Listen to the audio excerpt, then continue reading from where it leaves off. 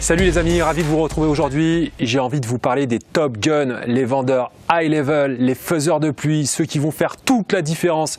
Entre quelqu'un qui va vendre une fois sur 5 et une fois sur 2, il y a forcément un gap. Et ce gap, je me propose de vous l'expliquer parce que vous allez voir que c'est essentiellement lié à l'attitude et à la posture. Alors, redressez les épaules, regardez bien loin devant vous et c'est parti.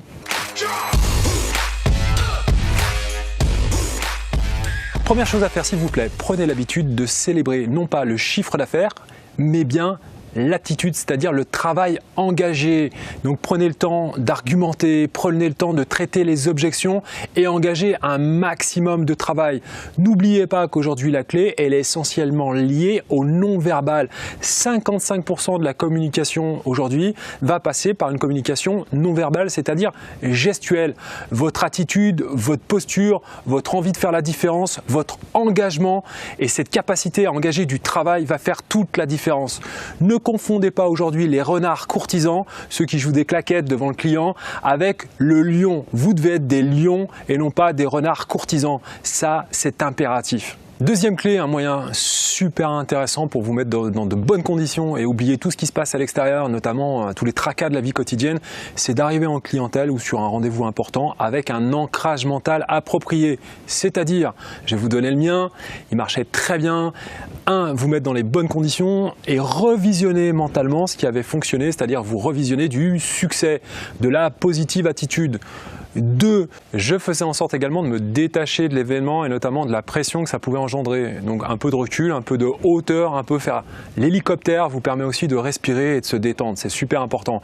Et enfin, je visionnais la réussite. C'est-à-dire qu'avec un peu de visualisation, un peu d'imagination, on peut ressentir que le rendez-vous va bien se passer et on peut déjà visionner le succès plutôt que l'échec évidemment.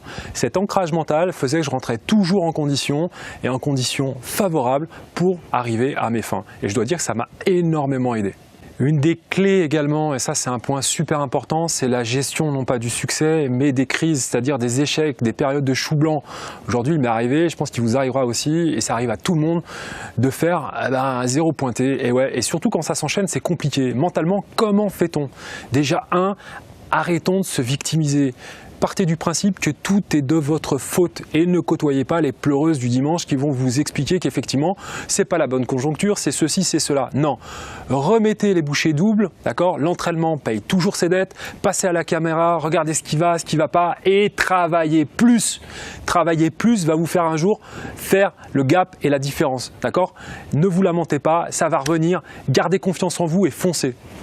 Autre conseil intéressant que j'avais tendance à mettre en pratique, c'est de ne pas mettre trop d'émotions, notamment dans l'approche affective avec le client ou les prospects en l'occurrence, parce que le client au final a peut-être une cartographie mentale auquel vous n'avez pas accès, mais il ne faut absolument pas mettre trop d'émotions là-dedans. Il achète, tant mieux, il achète pas, c'est pas grave, on passe au suivant. Et n'oubliez pas que 2 fois sur 3, quasiment, vous serez plutôt en échec qu'en réussite.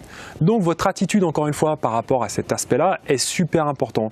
Si elle est bien gérée, d'accord, vous allez avoir derrière la bonne attitude, la bonne posture et encore une fois, la conviction de pouvoir continuer dans de bonnes conditions.